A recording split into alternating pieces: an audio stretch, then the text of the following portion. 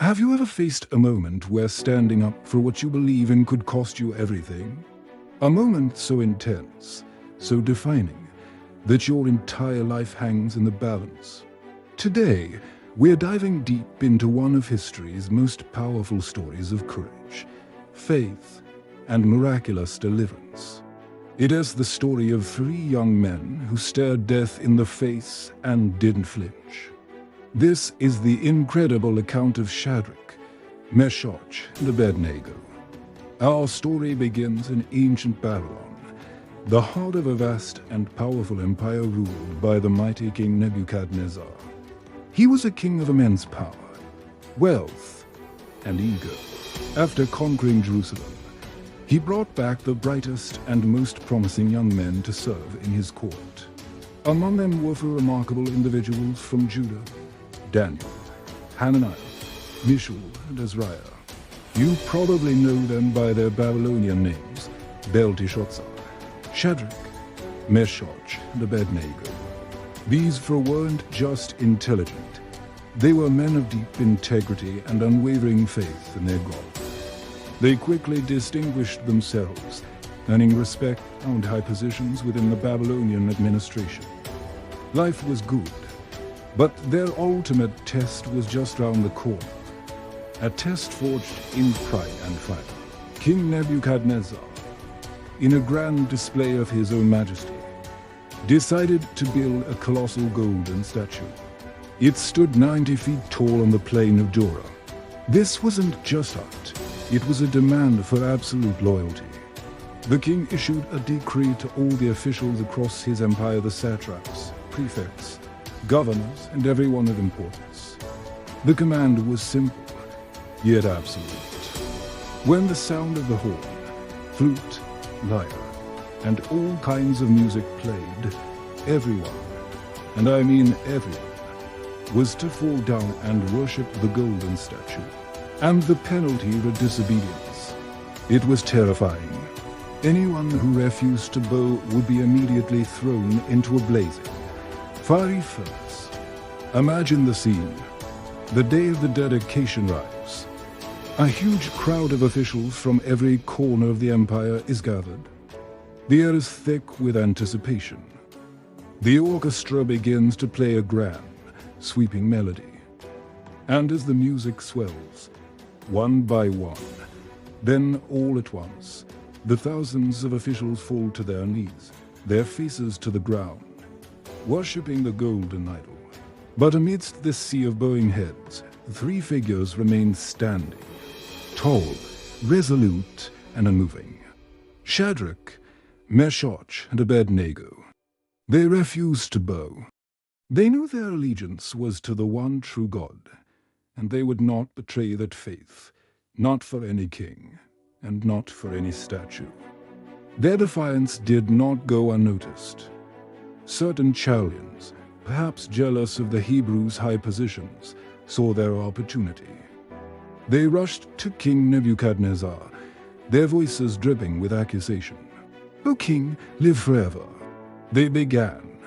"You issued a decree that everyone should bow to the golden statue.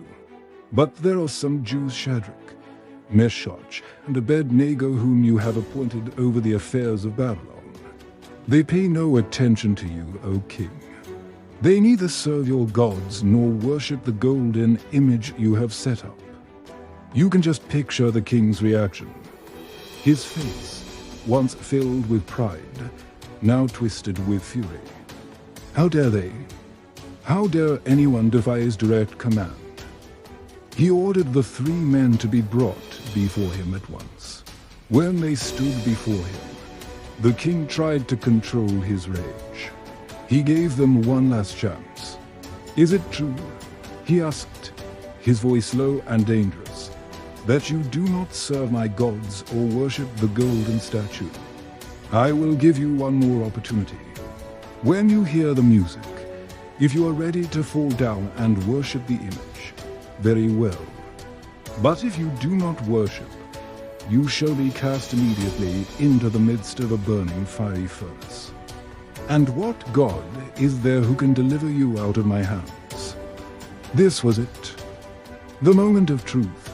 The king's question hung in the air, a direct challenge to their God. Their lives were on the line. They could have saved themselves with a simple vow. They could have rationalized it, saying God would understand. But their response was one of the most powerful declarations of faith ever recorded.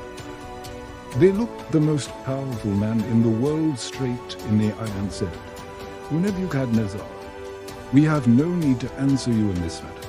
If this be so, our God whom we serve is able to deliver us from the burning fiery furnace, and he will deliver us out of your hand, O king.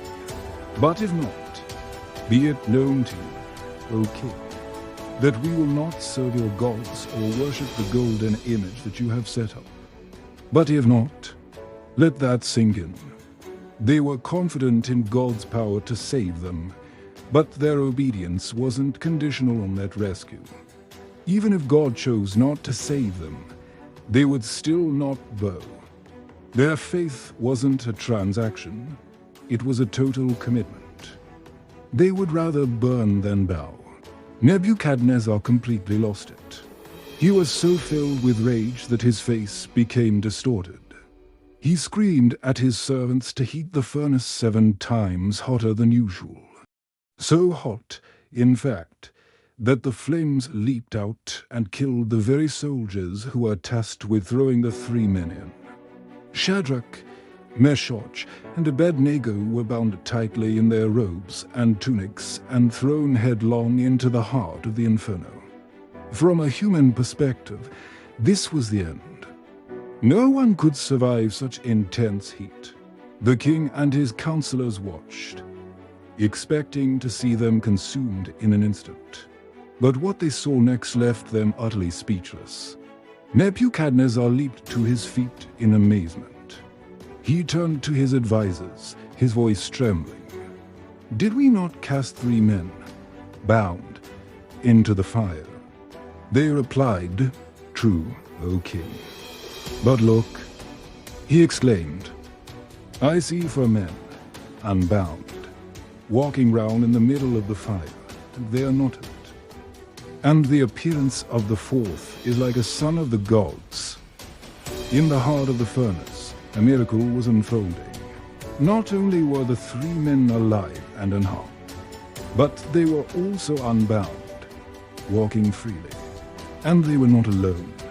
A 4th figure was with them, a divine protector who had joined them in their moment of greatest trial. Stunned, Nebuchadnezzar went to the opening of the furnace. Shadrach, Meshach, and Abednego, servants of the Most High God, "Come out. Come here," he called. And so they did. They walked out of the furnace, in front of the assembled crowd of officials who had just seen their colleagues die from the heat. Everyone gathered round, examining them. Not a hair on their heads was singed. Their clothes weren't scorched, and there wasn't even the smell of smoke on them. The only thing the fire had consumed were the ropes that had bound them. The fire that was meant to destroy them had only set them free. King Nebuchadnezzar was profoundly changed by this event. He declared, "Blessed be the God of Shadrach, Meshach, and Abednego, who has sent his angel and delivered his servants, who trusted in you. They have defied the king's command and yielded up their bodies rather than serve and worship any god except their own God." The king then issued a new decree. Anyone who spoke a word against the God of Shadrach, Meshach, and Abednego would be torn limb from limb.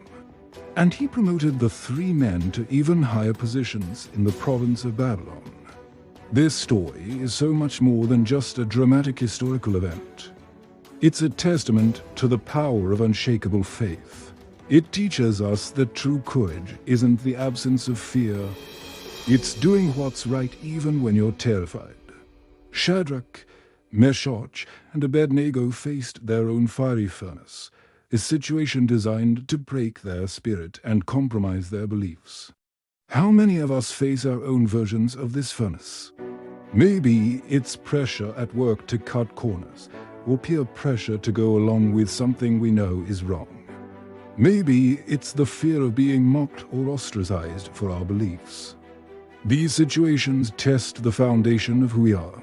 The but if not faith of these three men is a powerful challenge to us all. Is our faith dependent on getting what we want from God? Or is our commitment absolute, regardless of the outcome? They teach us that sometimes the greatest miracles don't happen in our rescue from the fire, but in God's presence with us in the midst of it. They weren't alone in that furnace, and the promise is that we won't be. Their story shows that standing for your convictions, even when it seems like you're standing alone, can have a ripple effect you can't even imagine. Their faithfulness didn't just save their own lives. It changed the heart of a king and the lord of an empire. So the next time you face your own fiery furnace, remember Shadrach, Meshach, and Abednego. Remember their courage, their unwavering commitment, and the God who walked with them through the flames. Thank you so much for joining me on this incredible journey today. And if this story moved you, please hit that like button and subscribe for more stories of faith and courage. I'd love to hear your thoughts in the comments below. Until next time, stay strong and stand firm.